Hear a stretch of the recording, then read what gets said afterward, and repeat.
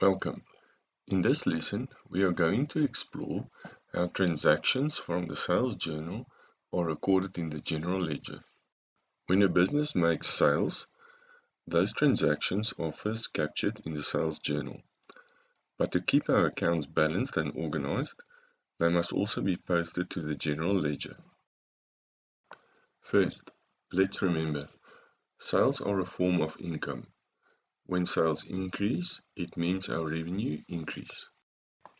In accounting, an increase in income is recorded as a credit, so when sales rise, we credit the sales account. Many sales are made on credit. This means customers, known as debtors, owe the business money, and debtors are considered an asset. When assets increase, they are recorded as a debit. So if we made a credit sale, our debtors account will be debited. To sum up, sales credit the sales account. Debtors debit the debtors account.